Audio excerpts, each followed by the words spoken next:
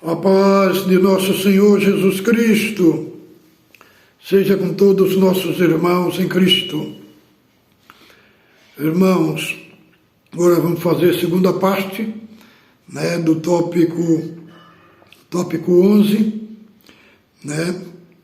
as explicação que é impossível um salvo comprometer a sua salvação. Nós já explicamos, Hebreus, do verso 6, do 4 ao 8.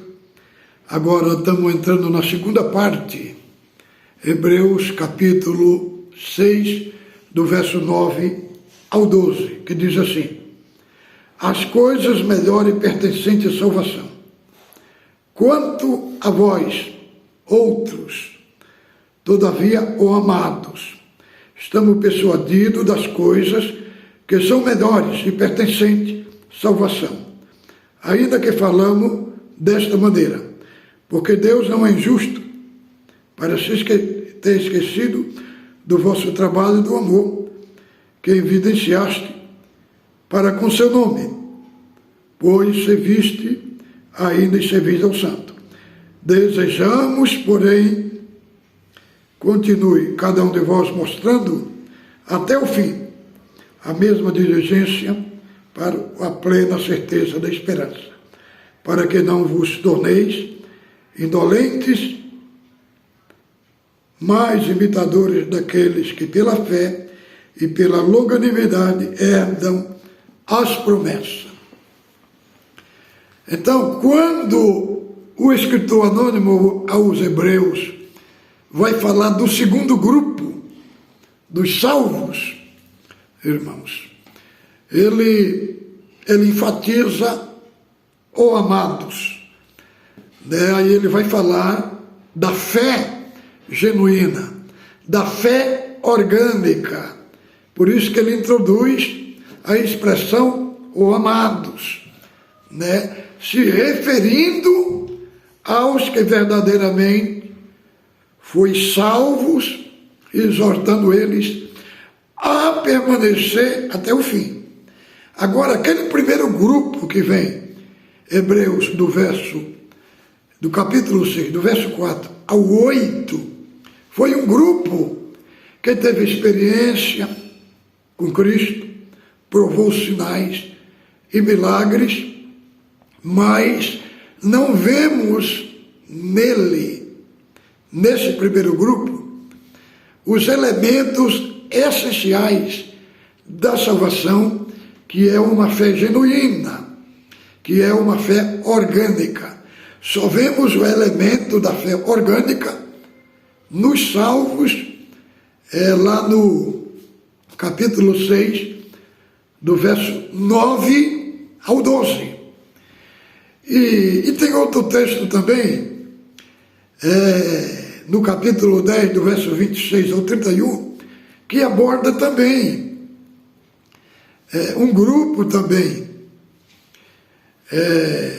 que se desviaram também, se desviaram de Cristo, que apostataram. Também lá nós não vemos o elemento da fé.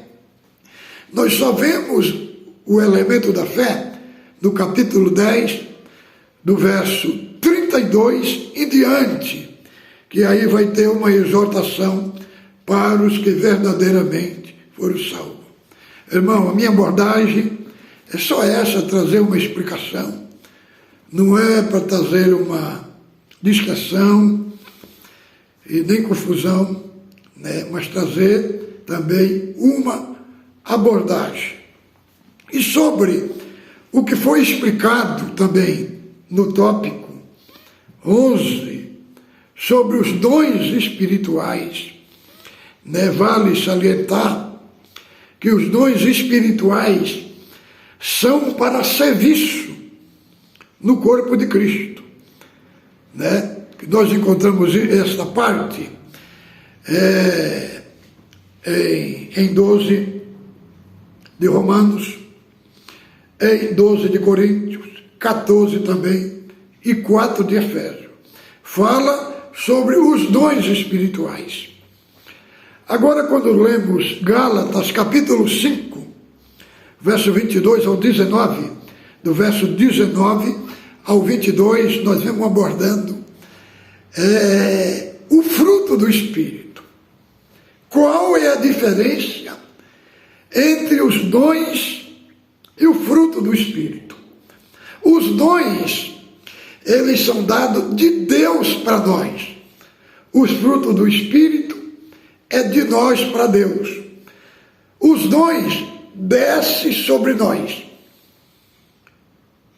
Os frutos do Espírito são produzidos em nós. Os dons conferem poder espirituais. O fruto do Espírito concede autoridade espiritual. Então, irmão, nós vemos no Novo Testamento, os apóstolos, quando eles falam dos dons espirituais, eles falam somente 10%. E 90% dos assuntos está sobre o fruto do Espírito. O que é o fruto do Espírito?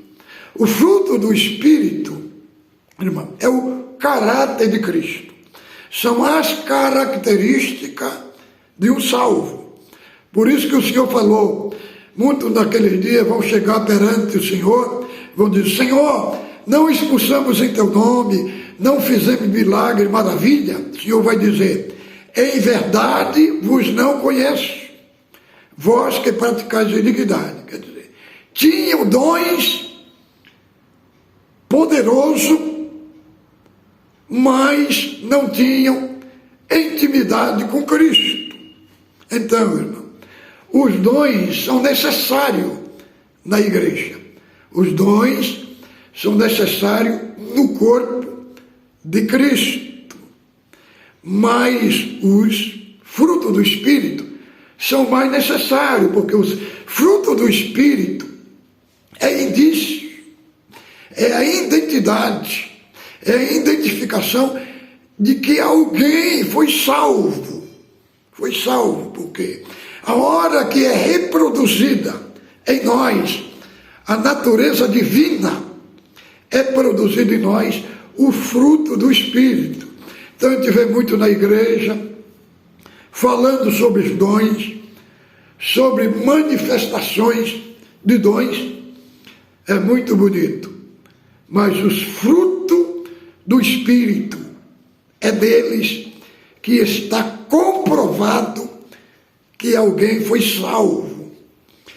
É por isso que lá no sacerdote, na 25 de Êxodo, aborda a parte do sacerdote, e aí nós vemos as romãs entrelaçadas, né, com o sino que tinha na borda do sacerdote, nas bordas dos vestidos sacerdotais. Porque o sino, ele fala da manifestação do testemunho. E as romãs, elas falam da operação do Espírito Santo, com referência aos dons. E os dois estão ali, entrelaçados, mantendo o equilíbrio. Então, vale ressaltar que a Bíblia, nas Escrituras, ela enfatiza mais os frutos do Espírito do que os dons, porque os dons são para serviço, são temporais, e os frutos do Espírito, eles falam, enfatizam a própria nossa eternidade. Creio que ficou bem explicado. Fique com Deus, ósculo santo no vosso coração.